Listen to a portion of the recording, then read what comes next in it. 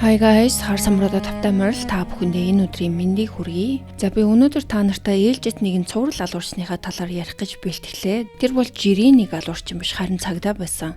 Албан ёсоор ердөө 2 хүний алган хэрэгээр ял сонсон ч түүнийг үүнээс хавьгүй болон эмгтэй охидын амиг хөнөөсөн байж болзошгүй гэж үздэг. Түүнийг ихэвчлэн Джон гэж дууддаг болохоор энэ хэрийгээ туршид би Джон гэж ирээд явах болно. Ингээд өнөөдрийнхөө ээлжит адгуусыг шүүх та нарын бэлэн бол өнөөдрийнхөө шүүлтийг эхлэе.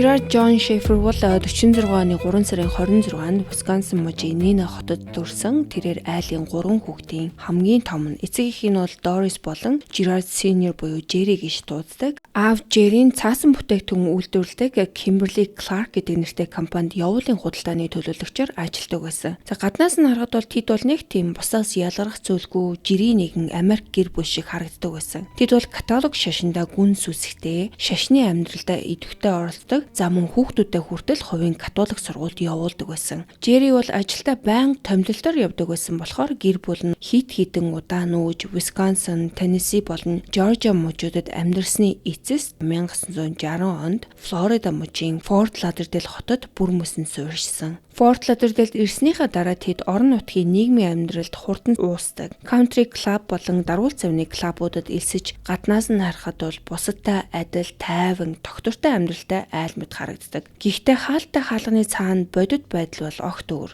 Doris Jerry хоёрын гэрлэлт маш таагүй харилцаатай байсан. Jerry бол тогтмол сайн орлого олж гэр бүлээ санхүүгийн хувьд хангалттай авч явдаг байсан ч ажлын шаардлагаар ихэнхдээ гадуур явдаг байсан болохоор ээж Doris нь хүүхдүүдэд за бараг ганцаараа өсөхгүй за өөр аргагүй болдог байсан. Үүнээс гадна Jerry бол архийг хэтрүүлэн хэрэгэлдэг байсан. Томилолтоор явах хугацаанд эхнэрээсээ гадуур олон удаагийн харилцаатай болж нэлээд олон удаа баригдсан тохиолдлууд байдаг. Эцэст нь Doris болон Jerry хоёр салсан ч за энэ нь John аль хэдийнэ коллежид элсэж орсон хойно болсон явдал.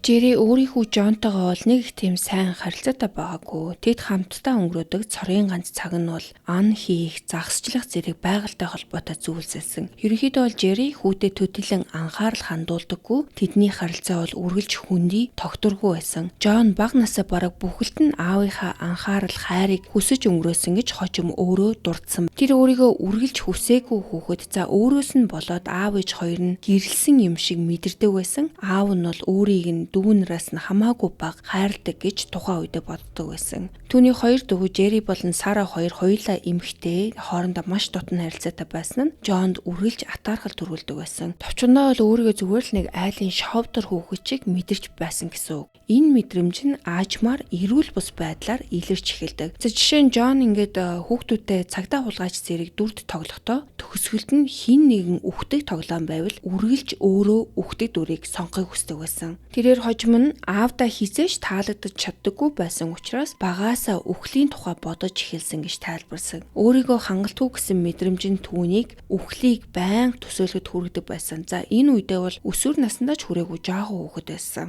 John мөн ойролцоох ойруу ганцаараа явж тэндээ амьтад алдаг байсан. За энэ нь түүнд таашаал өгдөг. Өнөөдрийн ойлголтоор бол энэ нь анхаарал татгууц сөрөг шинж тэмдэгтэй тооцогддог. 12 орчим настайдаа John-д бэлгийн шинжтэй за нэг муухай зан үйлүүд илэрхийлдэг.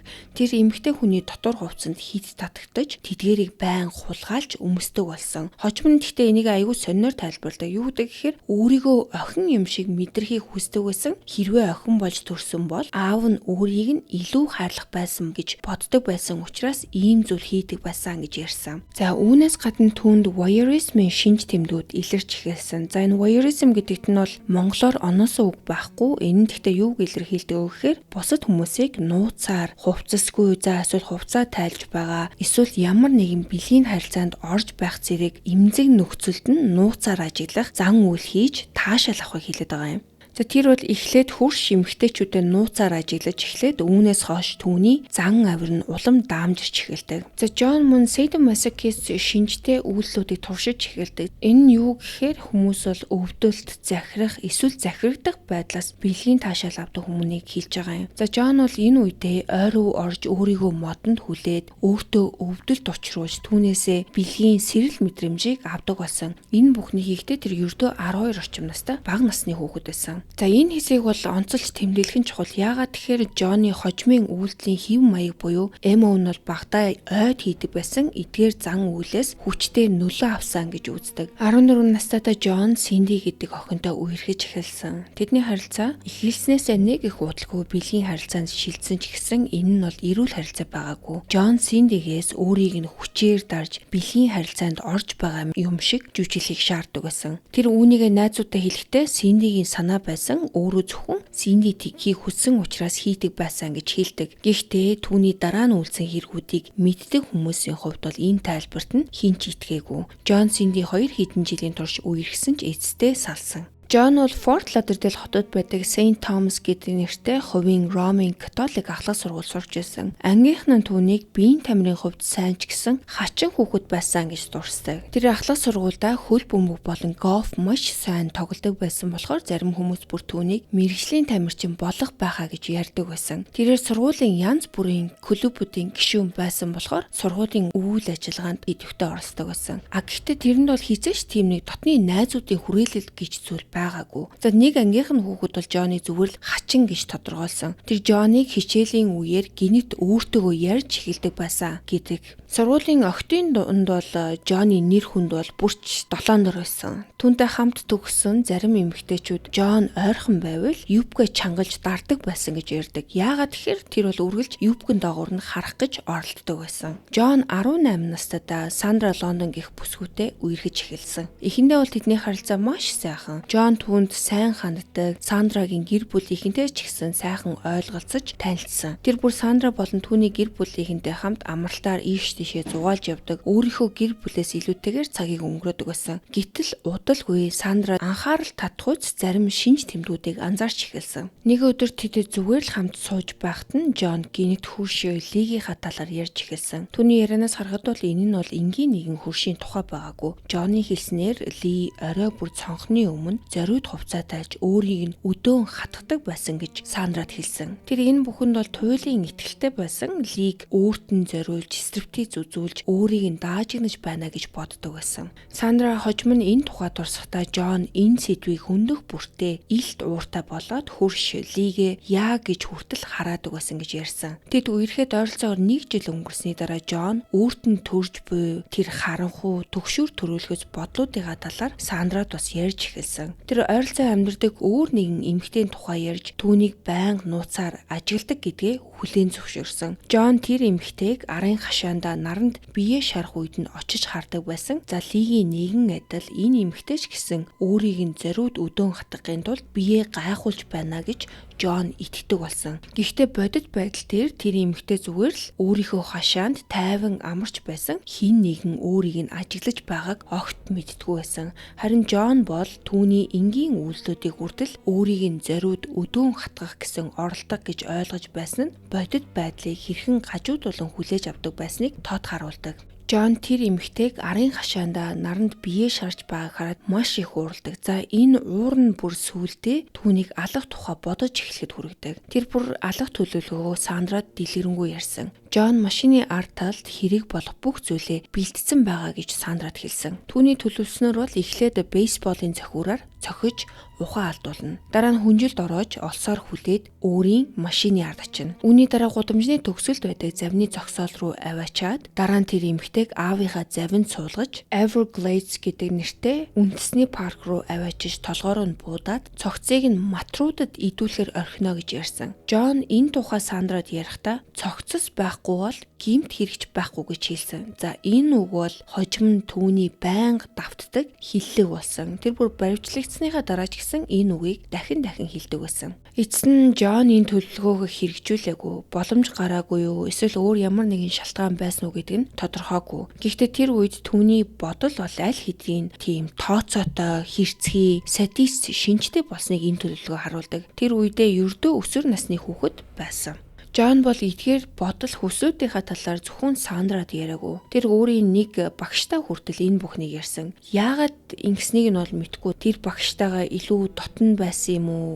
Бүүмэд. За харин багш нь бол сургуулийн зөвлөгтэй уулзаад Жоны ярьсан бүхнийг дамжуулж хэлсэн. Үүний дараа яг ямар арга хэмжээ авсан нь тодорхойгүй. Гэхдээ сургуулийн зөвлөх хожим нь Жонд хүн алах хандлага байгааг мэдэрсэн ч тухайн үед өөрийн хийж чадах зүйл бараг байгаагүй мэт санагдсан гэж ярьсан. Жон 64 оны 6 сард ахлах сургуулаа төгсөж тэр жилийнхээ намар Broward гэдэг нэртэй коллежид элсэж орсон. Эхэндээ нийгмийн ухааны мэргэжлээр суралцаж байсан ч дараа нь багш болох зорилгоор боловсролын чиглэлд шилжсэн нь хожимын үйл явдлыг бодоход нэг тийм аимшигтай санагддаг. Энэ үед Жон Сандра хоёрын харилцаа бол аль хэдийнэ дууссан байсан. Сандра хожим ярихдаа бол би Жоноос ерөөсөө хизээж айж байгаагүй. Харин би түүний сэтгэл засалт шиг байхыг хүсээгүй учраас салсан гэж ярьсан. Үүний дараа Жон Флорида Атлантик их сургуульд шилжиж суралцсан. 68 онд энэ сургуульд сурч байхдаа Марта Фог гэх эмэгтэйтэй танилцаж гэрэлсэн. Бүгд түүнийг бол Марти гэж дууддаг. За тэгвэл яг энэ үеэс эхлээд Жоны сэтгцийн асуудлууд бусад хүмүүст илт анзаарагдаж эхэлсэн. Тэр үед Жонд эргэн тойронд нь болж байгаа зүйлс бодит биш юм шиг тийм мэдрэмж төрөх болсон. Заримдаа тэр нь бүр хяналтнаас гардаг. За улмаар бүр амиа хорлох тухай захиа хүртэл бичсэн. Гэхдээ яг явж байгаад юм бүүмэд түүний бичсэн амиа хорлолтын тухай захиа нь түүний сурч байсан сургуулийн сэтгцийн эмч доктор Реймондын гарт очсон. За доктор Реймонд бол Жоныг тест үнэлгээний төв рүү яаралтай сэтгэл зүйн үнэлгээ хийлгэхээр илгээсэн. Энэ нь яаралтай хүсэлтээр хийгдсэн байсан болохоор эмч бол түүнд үнэхээр ноцтой тусламж шаардлагатай гэж үзсэн нь тодорхой. За үнэлгээний үеэр Жон өөрийгөө хянах чадвар суул, төрөмгийн зан авиртай, өөрт тохиолдсон асуудал бүрийн бурууг бусдаас сайх хандлагатай гэсэн дүгнэлт гаргасан. За мөн автагаа холбоотой гүнзгий асуудалтай байсан нь өмнө нь дурдсан зүйлстэй бүрэн нийцж байсан. Үүнээс гадна түүний бодит байдлыг зөвхөн хүлээн авах чадвар алдагдсан. Эцэст нь эмч нарын дүгнэлтээр Жонд илэрч байсан шинж тэмдгүүд нь сэтгцийн хүнд эмгэгтэй болон тархины дотоод эмгэгтэй хүмүүсийн шинж тэмдгүүдтэй төстэй байсан. За үүний дараа Жоныг Хендерсон клиник рүү шилжүүлээд хэсэг хугацаанд сэтгцийн эмчийн хяналтанд байлгасан. Энэ хугацаанд Жон болон Марти хоёрын гэрлэлт ч гэсэн муудаж эхлээд эцэстээ салсан. Жон салалтын шалтгааныг тэдний бэлгийн амьдрал огт нийцдэггүй байсан гэж тайлбарлаад их нэртэй надтай унт эсвэл яваад өгөө гэж хэлсэн учраас Марти явахаар шийдсэн гэж ярьсан. За ингээд 70 он гэхэд бол тэд албан ёсоор гэрлэлтэд цуцлуулсан. За харин түүний экс эхнэр Марти бол өөрийн талаас болсон явдлын талаар бараг юу ч ярьдаггүй. Түүний хэлсэн цорын ганц зүйл нь бол Жоны туйлын харгас хэрцгий зан авирын улмаас гэрлэлтийг дуусгахыг хүссэн гэж ярьдаг. Өмнө нь хэлсэнчлэн Жон бол боловсролын чиглэлээр сурч байсан. 69 онд тэр орон нутгийн сургуулиудад дадлага хийхээр үргэлжлэл гаргаж эхлээд эцэст нь хөтөлбөрт тэнцэж Plantation гэдэг ахлах сургуульд хуваарлагдсан. Жон бол уг нь 9 сарын 23-наас 12 сарын 16 хүртэл дадлага хийх ёстой байсан ч хугацаанаас өмнө хөтөлбөрөөс хасагдсан. Яагаад тэгэхээр хит хитэн эцэг их сургууль руу уцтаж Жоны талаар гомдол гаргаж түүнийг хүүхдүүдэд нь муу нөлөө үзүүлж байна гэж мэдгдсэн. За мөн сургуулийн багш нар ч гэсэн тэр үед Жоноос эвгүй сэтгэл авцсан байсан. Ерөнхийдөө бүх зүйл таагүй өрнөсөн болохоор түүнийг дадлагын хөтөлбөрөөс нь хассан. За гэхдээ энэ бүхэн бол Жоныг ерөөсөө зогсоог. Дараагийн семестр буюу хаврын тэр дахин өргөдөл гаргаад дахиад тэр хөтөлбөрт тэнцсэн. За энэ удаа бол Форт Лодердейл дахь Странахан ахлах сургуульд нийгмийн ухааны хичээл заах дадлага хийгээр болсон. Гэхдээ энэ хоёр дахь оролдого нь бол эхнийхээс ч бүр дордсон. Энэ ахлах сургуулийн нийгмийн ухааны тэнхмээс түүний суралцаж байсан их сургуулийн боловсролын тэнхимд Жоны талаар тайлан бишиж илгээсэн. За түүний гол агуулга нь бол Жон бол багш болоход огт тохирох хүн биш гэсэн дүгнэлт. Тэр түрэмгий зан авиртай, урьдчилан таамагдахын аргагүй ааштай, сурагчид түүнд дургүй, ерөнхийдөө багшийн мэрэгжил түүнд огт тохирохгүй гэж бичсэн. Их сургууль энэ загтлыг хүлээж авсны дараа Джоныг боловсролын хөтөлбөрөөс бүрэн мөсөн хассан. За яг энэ үеэс Джон цаазаар авах ялыг сонирхож улмаар үүндээ бүр мөсөн автдаг. Тэр дундаа бүр дүүжлэх ядуул түүний гаж сонирхлыг хамгийн ихээр татдаг байсан байгаа. Хүн дүүжлэгдэж өөхөх үедээ биологийн рефлексээрээ өтгөн шингэнээ алддаг тэрхүү агшин за Джоныг бараг солиоруулдаг байсан гэхэд буруудахгүй. Энэ донтолт нь бол түүний бичсэн гэмт хэргийн тухай өгүүлэг уран зохиолуудаас тод харагддаг. 1970 он гэхэд бол Джон хэдийнэ гэр бүлээсээ салцсан Форт Ладердейл дэх тэр харанхуй навсгар байшиндаа нохоотойгоо хуйлахнаа үлдсэн, дээрээс нь сургуулаасаа хөөгдсөн явах газар руу болсон байсан үе. За гэтэл нэг өглөө сонин уншиж байхад нь түүний анхаарлыг маш их татсан нэг ажлын зар гарч ирдэг. Джон шиг эрх мэдэл давуу ирэхэд дуртай хүний хувьд энэ бол алдаж болохгүй боломж байсан. 70 оны 9 сарын 1-нд тэрээр Форт Ладердейлийн захын дүүрэг болох Уилтон Мейнерс хотын цагдаагийн албанд орохоор өргөдөл өгсөн. Өргөдөл гаргаснаас хойш яг 1 жилийн дараа буюу 71 онд Джон эцэст нь Уилтон Мейнерсийн цагдаагийн ажилтан болж мөрөөдлөө биелүүлдэг. Дараа нь тэр 71 онд Broward County-гийн цагдаагийн академид нэмэлт сургалтанд хамрагдсан. Джон бол энэ шинэ дүр төрх шинэ амьдралдаа үнэхээр хайртай байсан. 71 оны 9 сард тэрээр Триза Дин гэх эмэгтэйтэй 2 дахь удаага гэрлэж за түүний хувийн амьдрал болон ажлын карьерын ч гэсэн цэгцэрч байгаа юм шиг санагддаг. Джон шинэ эхнэр Тризатайгаа хүнсний дэлгүүр танилцсан төвхтэй Кас хийж байсан бүсгүйтэй Джон үйлчлүүлэгчийн хуваар хэдэн өгсөлөд тэдний харилцаа богино хугацаанд гүнзгийрээд удалгүй хурмаа хийсэн. Гэхдээ Джоны цагдаа болох замнал нь бол тийм дардан байгаагүй. Цагдаагийн академид суралцах хугацаанд тэр хамт сурч байсан нөхөдтэйгөө огт хил амаа ололцож чаддгүй байсан. Харин ч тэднийг үргэлж эвгүй байдалд оруулдаг өөрөө гадуурхагдсан нэг юм байсан. За үүний шалтгаан нь бол түүний хизээж дуустдаггүй сексийн тухай яриа. Джон хаанч хинтээч байсан хамаагүй маш бүдүүлэг хит задгай бэлгийн сэдвтэй зүйлсийг хамгийн нарийн деталь бүрээр нь ярьдаг байсан. Одоо жишээ нь бид нэр өглөө уулзаад өө сайн уу юу вэ гэл дүнгэж мэдлээ байж гингууд гинэт писта сексийн тийм байрлал дуртай, ийм байрлал дуртай гэд иймэрхүү байдлаар хүмүүсийг үргээдэг байсан гэсэн үг. Гэтэл нэг өдөр түүний гаж том бол зүгээр нэг ярианаас хитэрсэн. Джон жижигхэн хар цагаан зураг гаргаж ирээд хамт сурч байсан офицертэй үзүүлсэн. Тэр зурган дээр хэрцгийгээр алгацсан эмэгтэйн цогцос байсан. Джон үүнийг бол өөр нэгэн альбан хаагчаас хуулбарлаж авсан жинхэнэ хэргийн газрын зураг гэж хэлсэн ч за хожим нь бол энэ зургийг Джон өөрийн гараараа хөнөөсөн хохирогчдын нэгийнхэн зураг байж магадгүй гэсэн аимшиг таамаглал гарч ирсэн.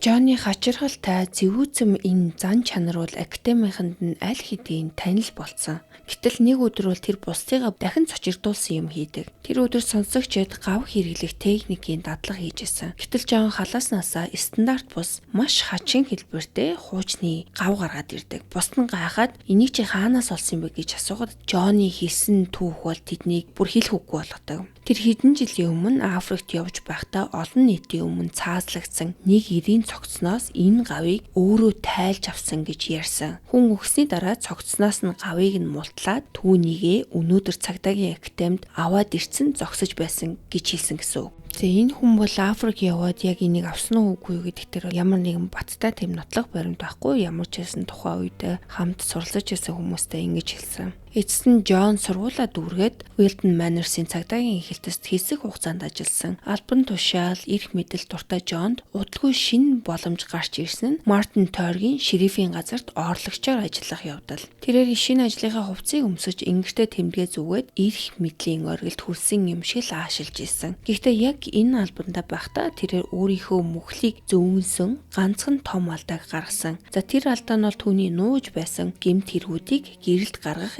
эхлэл нь болно. 72 оны 7 сарын 21-ний өдөр Джон эргүүлийн үүрэг гүйцэтгэж явахдаа Jensen Beach-ийн ойролцоо замын хажуу зогсох 18 орчим насны хоёр охиныг олж харсан. За тэднийг Nancy Trotter болон Paula Sue Wells гэдэг. Nancy Sue хоёр бол Флоридад ирээд удаагүй ердөөл зуны амралтаараа далайн ирэг дээр наран чарж зугаацах гэж ирсэн жуулчид байсан. Тэд бол Stewart хотод нэгэн найзынхаа гэрт байрлаж байсан. Тухайн үеийн залуусын адаар за хич хайк буюу гараа өргөд машин зогсоод үнгүй дайгдаж явдаг. байсан. За тэр өдөр ч гэсэн эрэг дээр үнжчөөд гэрлүүгээ харахаар зам дээр гараа өргөж зогсож байсан гэсэн үг. Гэтэл тэдний урд цагдаагийн машин ирээд зогссон нь орлогч шериф Джон байсан. Джон тэдэн дээр очиод энд хич хайк хийх нь бол хууль бус гэж хийлдэг. За мэдээж энэ нь бол түүний зохиосон худлаа дүүх. Тухайн үед бол Флоридад замаас хүн авахыг хориглодоггүй байсан. За хориглосон хийсэг газар байсан ч гэсэн цагдаа нар бол үүнийг нэг их тэгж сүртэй хууль гэнтэр гэж хүмүүсийг торгодоггүй байсан.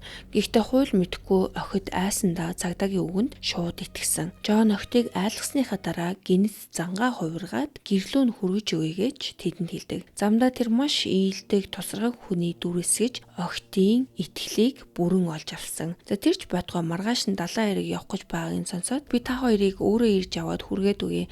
Зам дээр хамаагүй хүмүүсийн машин сууснаас цагдаа хүнтэй явсан аюулгүй гэж хэлсэн. Охидч гэсэн баярлаад маргааш уулзгаар тохироод салсан. Маргааш нь Джон хэлсэн цагтаа тохирсон газартаа ирдэг. Гэхдээ энэ удаа бол тэр цагдаагийн хувцсгүй хувийн цайвар цэнхэр машинтайгаа ирсэн. Охид яагаад эргүүлийн машингүй байгааг нь гайхаж асуухад тэр маш тайван өөртөө ихтэйгээр би ингээд өнөөдөр undercover буюу энгийн хувцас өмсөд нууц ажиллагаанд явж байгаа гэж хэлдэг. Охидч гэсэн цагдаа хүний үгэнд итгэж ямар нэгэн сэжиг авалгүй Нанси уртлын суудал Сүү арын суудал суугаад энэ аялал ихэлсэн. Замдаа Джон тэдэнд нэгэн сонирхолтой санал тавьдаг. Тэр нь болохоор Hutchinson Island дээр байдаг хуучны Спан цайзыг тэднэрт үзүүлэх байсан. Охидч гэсэн урд нь очиж үзээгүй болохоор сонирхоод зөвшөөрсөн. Ингээд Джон машинаа шорон зам руу ирүүлээд өтгөн шигүү ой мод руу орсон. Тэд явсаар нэг хуучин замын барилга дээр ирж зогсдог. Охид машинаас бууж тэр Спан цайзын эргэн тойрноор алхаж дотор нь хүртэл орж үзсэн.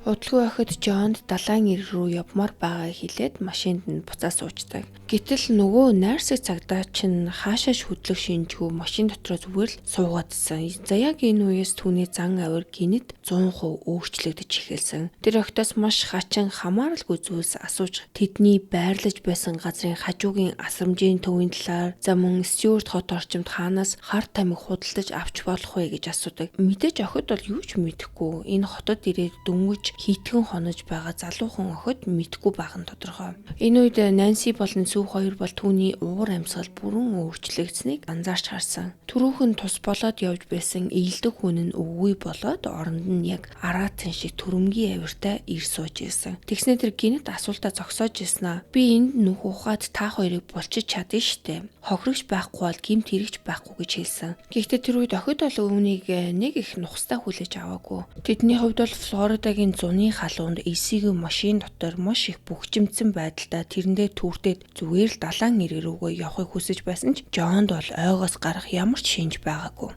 Удалгүй тэр охидыг оргон зайлсан хүүхдүүд гэж үзэж байгаа учраас баривчлах хэрэгтэй болно гэж хэлсэн. Дараа нь тэр Нансиг цүнхээ машины суудал дээр үлдээхийг тушаагаад суудлын завсраас гав гаргаж ирээд хоёуланг нь машинаас буулгаад гарыг нь гавлаад буцаад машинаас суулгасан. Тэгснэ Джон дахиад л нөгөө ямар ч логикгүй утгагүй зүйлс шалжиж эхэлсэн. Охидыг хүний наймааны бүлэгт зарна, эцэг их чинь барьцааны мөнгө төлж чадах уу гэж хүртэл асууж байж. Түүний яриа бол үнэхээр солиотой хүнийг шиг байсан ч хамгийн аюултай нь тэр охидоос өөрийн хүссэн шиг айж, сандарсан, гуйж говьсан хариу үйлдэл авч чадахгүй болохоор улам ихээр уурлаж, цугулдаж эхэлсэн. За энэ үед бол охид бол айсандаа болоод таг дуугүй болцсон байсан. Тэгээд Джон тэднийг машинаас дахин буулгаад машины онгоолгож дотроос нь олс зузаан давуу гаргаж ирдэг.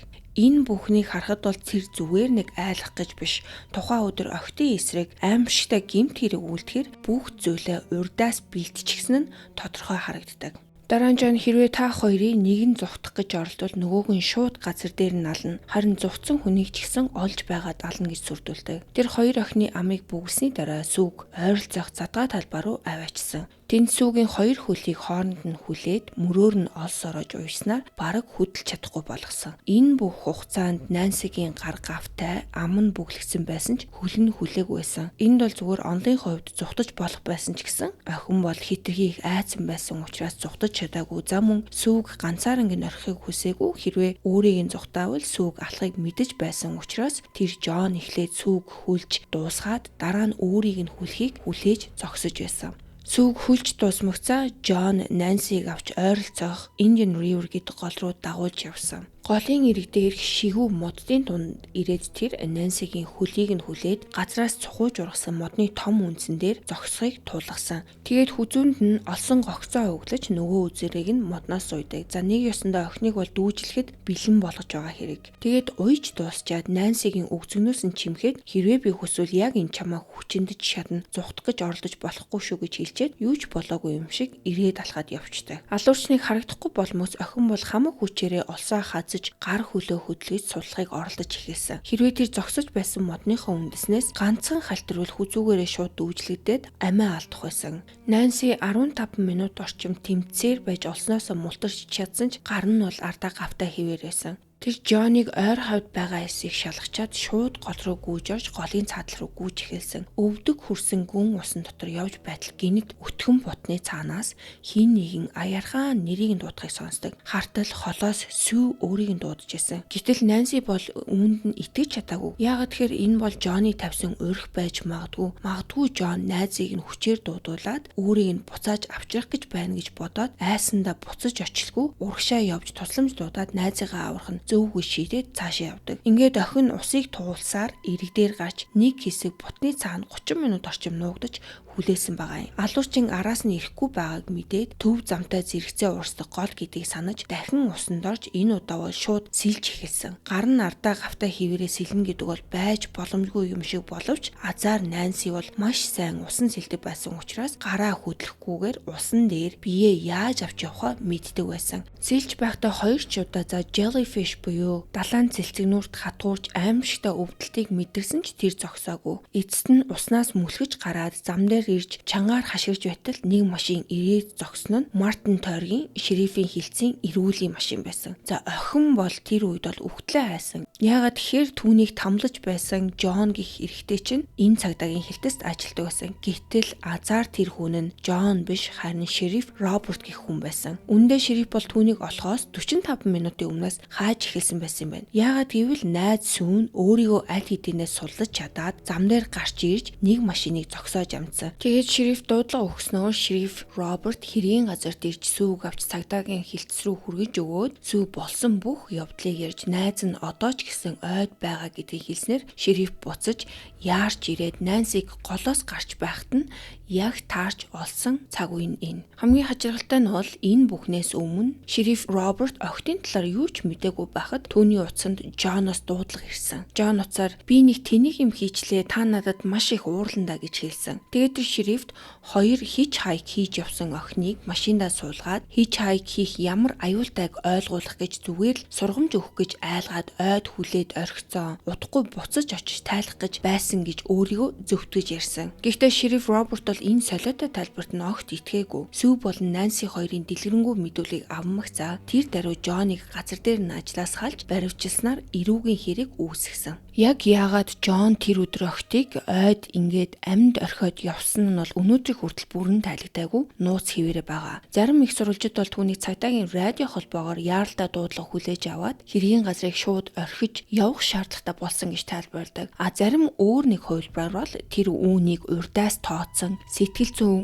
аимшигт эрүү шүүлтийн нэг хэлбэр гэж үздэг. За өөрөөр хэлбэл охтыг хөдөлж чадахгүй харанхуй ойд үлдээгээд удахгүй өөрсдөд нь юу тохиолдох талаар бодож үхтлээ айж шаналж цөгөрхийг нь таашаах гэсэн гаж дом байж магадгүй гэж үздэг. Ямар ч шалтгаантай байсан ба нэг зүйл бол тодорхой. Жон тэр хоёр охиныг заавал эргэж ирж алах бүрэн төлөвлөгөөтэй байсан. Хожим түүний хувийн тэмдэглэл болон бичвэрүүдээс харахад тэрээр охтод маш аимшигтай зэрлэг тамлалт бэлдэж байсан нь харагддаг. Энд түүний бичсэн гар бичмэл зохиолуудын талаар бол дурдахгүй өнгөрч болохгүй. Жоны бичсэн уран зохиолууд дэндүү зэрлэг нарийн дийтейл бүрийг нь харуулсан үнэхээр нэг тийм жигшмээр агуулгатай. Түүний зохиолуудын ихэнх нь эмэгтэйчүүдийг хуурч ойроо аваачиж очоод модонд хүлж удаан хугацаанд тамлан зовоосны эцэст амь насыг нь хөнөөдөг тухай өгүүлдэг. Жоны бичсэн зохиолууд Killer Fiction болон Beyond Killer Fiction гэсэн хоёр ном нь бичигдсэн байдаг. Хожим Сүү болон Нанси хоёр Жон тэднийг үзүүлэхээр авч явсан гэхдээ хуучин Спан цайз нь бол үнэндээ ерөөсөө Спан цайз байгаагүй гэдгийг олж мэдсэн. Тэр нь бол ердөө ойн дунд байсан гарсан хуучин эзэнгүү байшин Жон охидыг тийш нь дагуулж явахын тулд тэр бүх түүхийг зохиож ярьсан. За мөн Жон өмнө нь бол тэр газар олон удаа очиж байсан нь ойлгомжтой. Яагаад тэгэхээр тэр ямар шорон замаар явж хаашаа эргэж тэр байшин руу очихоо бүгдийг нь яг таг мэддэг байсан. Энэ бүхэн бол урьдчилан төлөвлөгдсөн байсан. Хэрвээ тэр өдөр Сүү болон Нанси хоёр оргож чадаагүй бол Жон тэднийг алах байсан гэдэгт эргэлзэх зүйл бараг байдаггүй. Түүнээс гадна тэр бол хизээч баригдахгүй өнгөрөгч боломжтой байсан. Учир нь бол яг энэ хэрэг л эцэстээ Жоныг илчилж түүний бусад гэмт хэрэгүүдийг илрүүлэх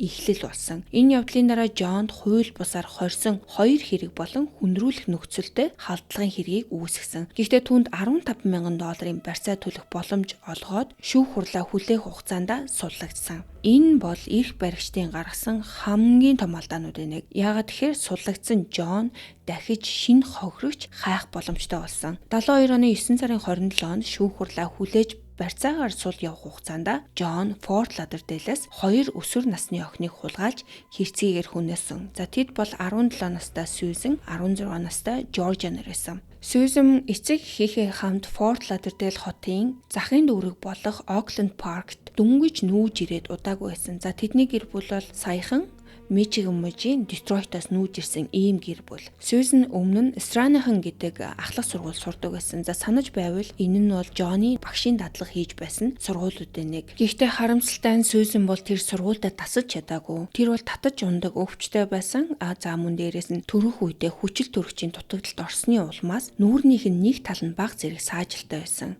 Ингээд гадаад үзмжнээс нь болоод Мичиганаас дөнгөж нүүж ирээд Странахан ахлах сургууль сурахад бол хүүхдүүд түүнийг дээрлэх хүлээж авдаггүй байсан учраас сургуулаа хаяад Форт Лодердейл хотын төвд байрлах насанд хүрэгчдийн боловсролын төвд шилжиж ахлах сургуулийн дипломоо авахар суралцаад дөнгөж эхэлж байсан. За Сьюзен тэр сургуулийн төв дээрээ Жоржа гэх охинтой танилцдаг. Жоржач гэсэн мөн адил ахлах сургуулийнхаа дипломыг авахын тулд тэр төвд сурч байсан охин. Тэнд сурч байх хугацаанд тэд Jerry Shepard гэх эрэгтэйтэй танилцаж найзалсан. Jerry Shepard охидод өөрийгөө 26 настай Колорадо мужаас нүүж ирсэн удахгүй Мексик руу аялах гэж байгаа гэж ярьдаг байсан. За энэ Jerry гэх энэ залуу бол ялангуяа Жоржатай их дотн болоод хоорондоо захидал бичилсэж хамтдаа цагийг өнгөрөөж байсан. За бүр Жоржагийн аавын гэрт нь хүртэл очиж байсан. 72 оны 9 сарын 27-нд Жоржа болон Jerry хоёр Сьюзний гэрт очиж түүнийг авсан. Тэд гуруулаа Сьюзний эцэг эхэд бол тэр орой далайн ирэг рүү очиж цагийг өнгөрөөнө гэж хэлдэг. Сьюзний ээж Люсэл бол өмнө нь Jerryтэй хизээч уулзаж байгаагүй.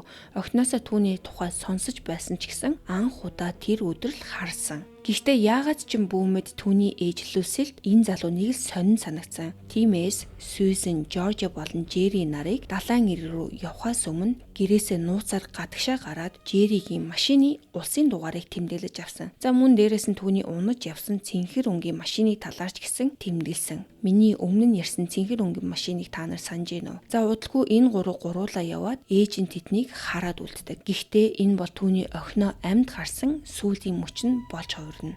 Та нар бол аль хэдийнэ таамагласан байх. Jerry Shepard бол үнэндээ Жон байсан. Жон тэр хоёр охиныг зун нь Сүү болон Нанси хоёрыг авч утсан газрынхаа ойролцоох ойруу дагуулж очиод модонд хүлээд хэрцгийгээр хүнөөсөн. 72 оны 12 сарын 22-нд Жон Сүү болон Нанси нарт халдсан хэргийн шүүх хуралдаа очсон. Тэр хүндрүүлэх нөхцөлтэй халдлагын нэг хэрэгт буруутай гэж үзэгдэн 1 жилийн хорих ял авч 6 сарын дараа хугацаанаасаа өмнө суллагдах боломжтой байхаар шийдвэрлэгдсэн. За яагаад ийм шийдвэр гарсныг мэдэхгүй ч гэсэн шүүхээс түүнд гэр бүлийнхэнтэйгээ зул сарын баярыг өнгөрөөх зөвшөөрөл өгсөн. Ял сансан өдөр нь бол зул сарын баяраас хэдхэн хоногийн өмнө байсан болохоор шүүгч түүнд гэртээ харж баяраа гэр бүлийнхэнтэйгээ өнгөрүүлээд 73 оны 1 сарын 15-нд шорондоо ирж ялаа эдлэхийг зөвшөөрсөн. Миний хувьд бол энэ шүүгчийн гаргасан 2 юм надад аягүй сонирхсан. За мэдээж нэгдүгürt бол түүнд 6 сарын ял өгсөн юм. Хоёрдугаарт нь уг нь бол хүнд ял өгнө гэдэг бол буруу юмаа хийсэн гэдгийг нь мэдрүүлэхийн тулд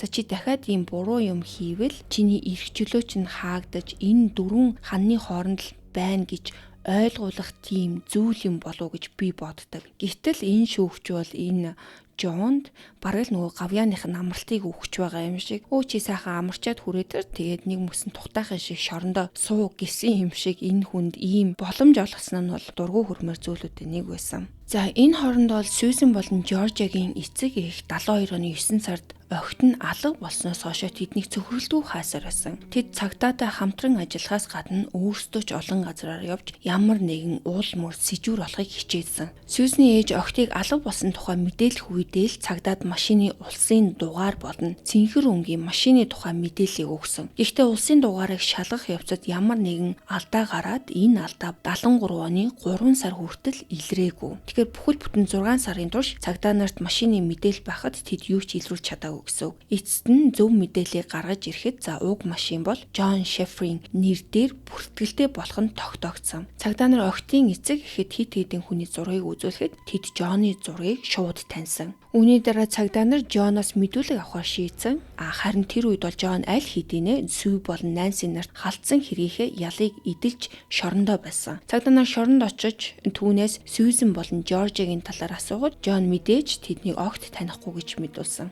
Гэхдээ 73 оны 4 сарын 1-нд ой дотор хөнгөн цагаан лаз түүж явсан хідэн хүн Сьюзен болон Жоржиа нарын ялзарч хэрцгийгээр гимтээсэн цогцоодыг олсон. Охидын цогцоос Джон өмнөх зун Сүү болон Нанси хоёрыг хорж байсан газраас ердөө 6 милийн зайд байсан. Түүний хийсэн хэргийг бол хэрцгийг гихтэж багдмаар. Яагаад тэгэхээр за нэгдүгürt бол мэдээж цогцоод маш их ялзарсан байсан. Хоёр охиныг хүлээд хутга эсвэл мачетагаар бол хэрцгийгээр ирэмдэглэсэн. Мөн хоёулангийнх нь толгойг нь тасалсан. Биеийн хэсгүүдийг бол ой даяар тараагаад хайцсан. Охидын нёгийнх нь их биеийг хүртэл модонд хүлсэн байдалтай байсан нь Джонийн үйлдлийн хэв маягтай таарч байсан. Цогцоодыг шүүх эмнэлэгт хүргэсний дараа л шүдний бүртгэлээр нь хэн болохыг нь тогтоож эцэг эхт нь мэдэгдсэн. За үүнээс өмнө бол Джонny нэр бол аль хэдийнэ Сьюзен болон Жоржиа нарын хэрэгт холбогдсон байсан. Яагаад тэгэхээр охидын суусан машины улсын дугаарын бүртгэл нь Джонny нэр дээр байсан болохоор. Тиймээс цогцоод олсон тухай мэдээ авмагцаа Джон шууд улсын өмгөөлөгч хүсээд түүнд Элтон гэх өмгөөлөгч томилогдсон. За энэ бүхний дараа бол цагдаа нар нэгжлэг хийх зөвшөөрлөвч Джонny гэр машин болон ээжийнх нь гэрт нь хүртэл нэгжлэг хийсэн. Джонny ээжийн гэрт нь нэг илүү өрөө байсан. Тэнд Джон хувийн эд зүйлсээ хадгалдаг байж. Цагдаа нар тэр өрөөг онгойлгоход маш их хэмжээний нотлох баримт болсон. Эдгээр нь тэгтээ зөвхөн Сьюзен болон Жоржиа нарын аллагтай биш, өөр хит хитэн эмэгтэйн аллагтай ч гэсэн холбоотой байж болзошгүйг харуулсан. Тэд хит хитэн хутаг, галт зэвсэг, эрүүдэн шүүх тухай маш аимшигтай материалууд мөн Джон болон ээжийнх нь гэр бүлийн хиндэж хамаарахгүй олон эмэгтэйн үнэт дийдлэл хувцас зэргийг олсон.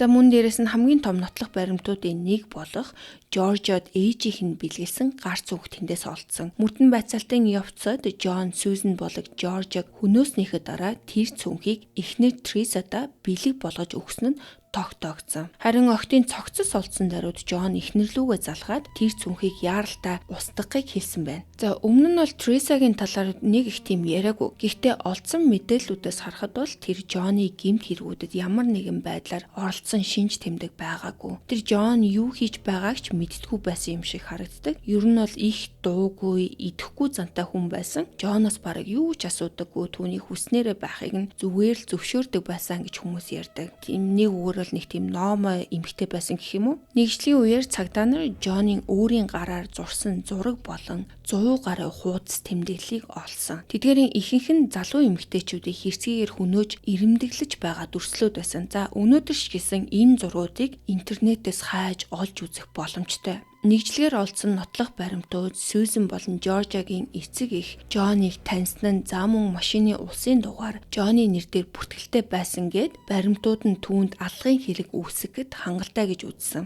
Ингээд 73 оны 5 сарын 18-нд John Sheffer-ыг Сьюзен болон Жоржиа нарыг хөнөөсөн хэрэгт албан ёсоор буруутгасан. За харин шүүх хурал эхлэхээс өмнө Джонд сэтгцийн үнэлгээ хийсэн. Эмчнэр түүнийг маш аюултай хүн гэж дүгнээд бэлгийн гаж сонирхлоос гадна психопатын шинж тэмдэг илэрч байгааг нь тогтоосон. За гисэн ч эцэст нь түүнийг бол шүүхэд өөрийгөө хамгаалах чадвартай гэж үзээд 73 оны 10 дугаар сард Gerard John Sheffer хоёр хүнийг 1-р зэргийн санаатаагаар хөнөөсөн хэрэгт буруутай гэж тогтоогдож бүх насаараа хорих ялыг хүлээж авсан. Гэхдээ түүний түүх бол үүгээр дуустдаггүй. Джон зөвхөн Сьюзен болон Жоржиа нарын алгын хэрэгээр ял сонсон ч өөр олон эмэгтэйн алгад холбоотой байж болзошгүй хамгийн гол сэжигтнэр нэр тооцогддог. Одоо би та нарт тэр хохирогчдын талаар он дараалал нь ярьж өгье. Мөрдөн байцаагчид Джоныг анхны алгаа 1966 онд үйлцсэн гэж үздэг. 66 оны 10 сарын 2-нд 21 настай Нанси болон 20 настай Памела нар Флорида мужийн Окола үндэсний ойдох Александр Спрингс нэртэй зэрлэг байгалийн бүсэд хамгийн сүүлд харагдсан. Тэр өдөр тэд найз залуу нартайгаа хамт явсан ч удалгүй 2 бүсгүй явган аялал хийхээр салаад дахиж хизээж эргэж ирээгүй.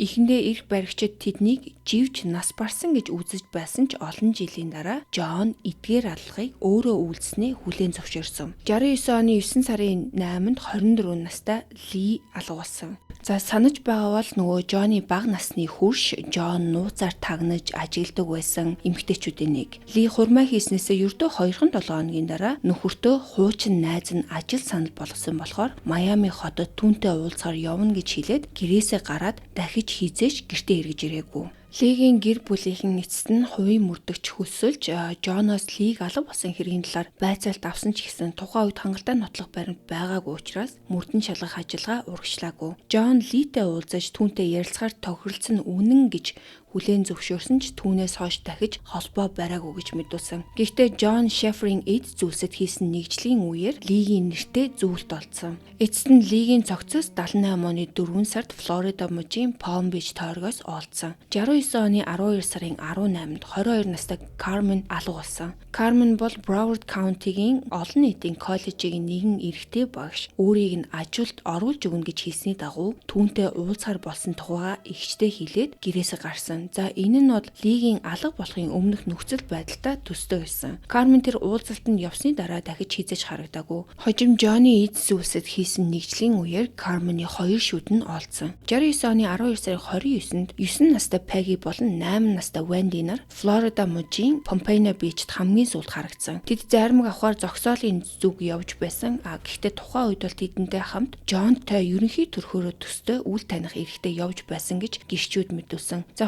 хожим бол Джон энэ хоёр охины хөнөөсөн тухайга Сандра Лондонд бичсэн загталтаа дурдсан. Гэхдээ энэ мэдүүлгийн үнэн зөв байдалд бол олон хүн эргэлздэг. Яагаад тэгэхээр энэ хоёр охин Джоны сонгодог хохирогчийн хэм маягт огт тохироогүй. За мөн дээрээс нь гэрчийн өгсөн эрэгтэй дүрслэлт ч гэсэн түүнтэй бүрэн нийцдэггүй. Яг нь ерөнхий төрхөөрөө бол төстэй. Гэхдээ тэр эрэгтэй бол Джоныг биш гэж хэлдэг. Мөн энэ хоёр охины цогцос өнөөдрийг хүртэл олдоогүй байгаа. 72 оны 1 сарын 4-нд 22 настай Белинда гэрийнхээ гадаа цэнхэр өнгийн машин сууж байхдаа хамгийн сүлд харагдсан. Түүнийг өмнө нь Джонтой богино хугацаанд үерхэж байсан гэж үздэг. Джоны эд зүйлсэд хийсэн нэгжлийн үеэр Белиндагийн гэрийн хаягта дэвтэр олддог. Гэхдээ дотор нь бол Jerry Shepard гэсэн нэр бичээстэй байсан. Jerry Shepard гэдэг нь бол Джон өөрийгөө Susan болон Georgia нарт танилцуулж байсан нөгөө хуурамч нэр чинь. 72 оны 2 сарын 29-нд 13 настай Deborah Sue алга болсон. Түүнийг сургууль руугаа алхаж явахт нь хамгийн сүүлд харсан байна. Дебрагийн гэр бүлийнхэн Джоныг түүний алгад холбоотой гэж үздэг байсан. Яг тэгэхээр Джон бол өмнө нь Дебрагийн аавтай хамт ажиллаж байсан. Харин Джоны бүх гэмт хэргийг болсны дараа гэр бүлийнхэн нь түүнийг Дебрагийн алга болсонтой холбоотой гэдэгт улам бүр итгэх болсон. Гэхдээ Дебрагийн цогцос бол өнөөдрийг хүртэл олдоогүй байгаа.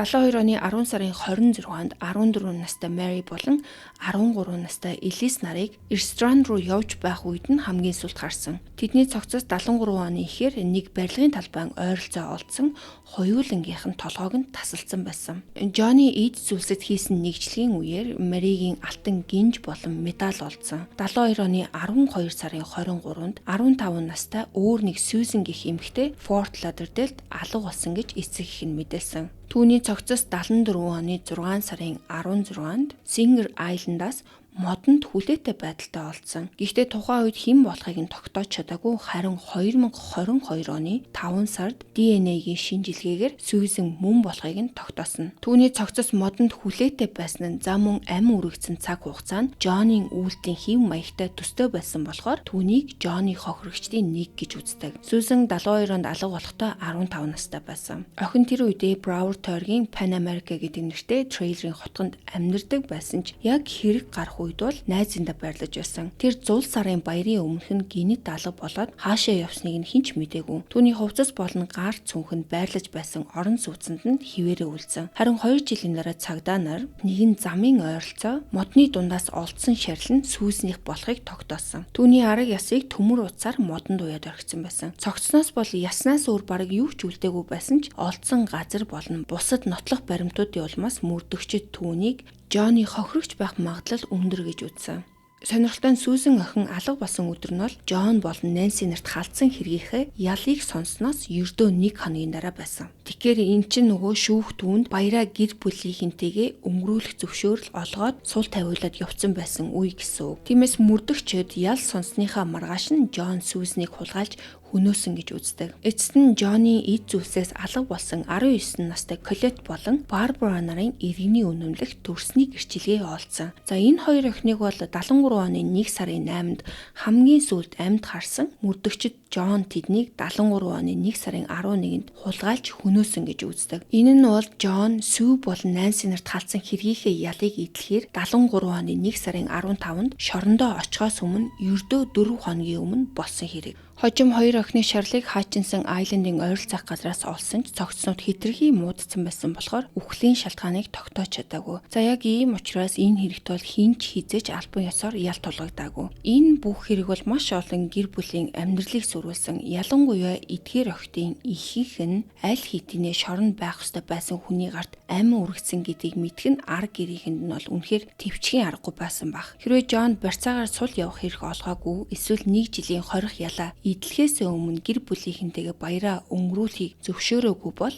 олон хүний амь үргэх ёсгүй байсан. За мөн Джонни хохирогч байж болцсошгүй өөр хүмүүс ч гэсэн байдаг. Джон бүх насаараа хорих ялаа идэлхээр Флорида мужийн шорон руу шилжүүлэгдсэн. Тэнд байхдаа тэр алдартай хоёр цуврал алуурчин болох Тед Банди болон Орис Түүл нартай танилцаж нөхөрлсөн. Сонсогчид бол Тед Бандиг бараг л бүгдээрээ мэдэх байх. За харин Орис Түүлийг бас мэдгүй байж магадгүй. Орис Түүл бол America's Most Wanted гээд алдартай нэвтрүүлгийн хөтлөгч Джон Walsh-ийн хүү Адам Walsh-ийг хөнөөсөн гэдэг хүлээн зөвшөөрснөөрөө бас алдартай болсон өөр нэг цуврал алуурчин. Шорон байх хугацаанд Джон болон Тед Банди хоёр бол нилээд дотн найзууд болсон. Джон бүр өөрийнх нь үйлдсэн алгуудаас Тед Банди санаа авсан гэж хүртэл ярьдаг байсан.